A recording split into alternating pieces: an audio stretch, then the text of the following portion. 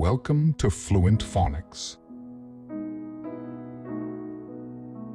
Today, we will learn how to pronounce the word beta.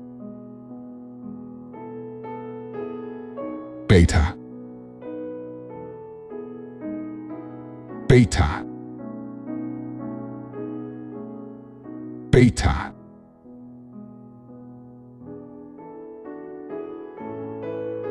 Here's an example of how one might use it in a sentence.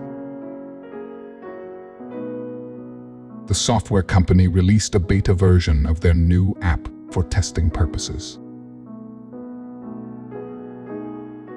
In this context, beta refers to a preliminary version of software or a product that is released for testing by a limited group of users before the official launch.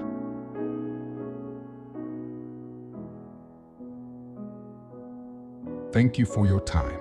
If you enjoyed this, please like and subscribe for further content.